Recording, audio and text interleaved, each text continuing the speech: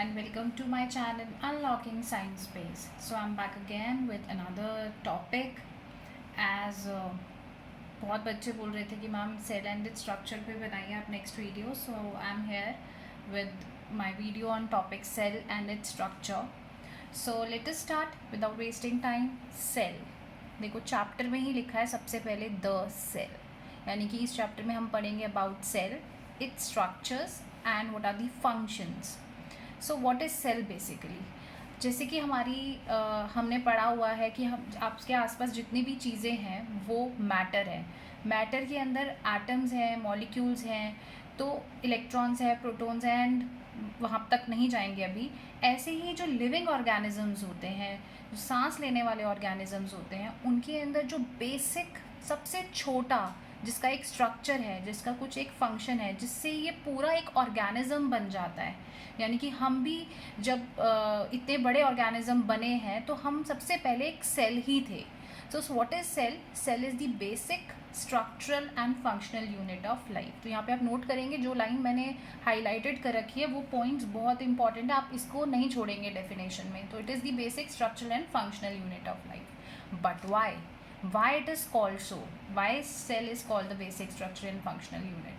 So क्योंकि हमारी body में जो न्यूट्रिशन है, जो हम रेस्पिरेशन की प्रोसेस करते हैं, जो हमारी बॉडी में ग्रोथ होती है, डेवलपमेंट है, यानी कि हमारे जो रिप्रोडक्शन भी हो रही है, ये सारे जो फंक्शंस हैं वो एक सेल की हेल्प से ही हो रहे हैं. That is why cell is called the structural and functional unit of life, क्योंकि वो इतना सारे फंक्शंस एक ऑर्गेनिज्म के लिए परफॉर्म करते हैं. नाउ सेल्स डिफ़र करते हैं एक दूसरे से. कैसे? On the basis of what? On the basis of cell number.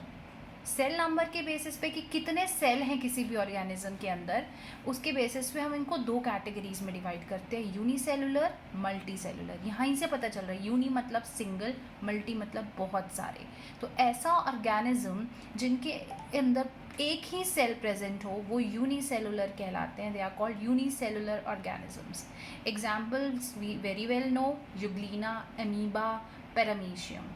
ठीक है, ये सारे सिंगल सेल्ड माइक्रो ऑर्गेनिजम्स हैं. इनके अंदर एक ही ऐसा सेल है जो सारे फंक्शन करता है.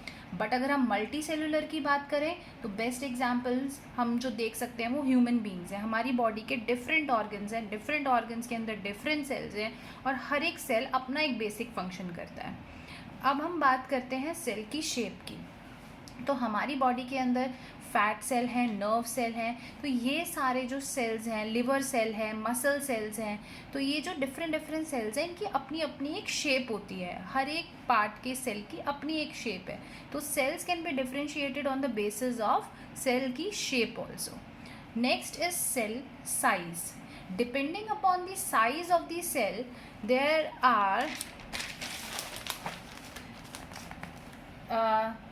सेल साइज के बेसिस पे हम सबसे स्मॉलेस्ट सेल की बात करें, दुनिया में सबसे छोटा सेल वो है PPLO.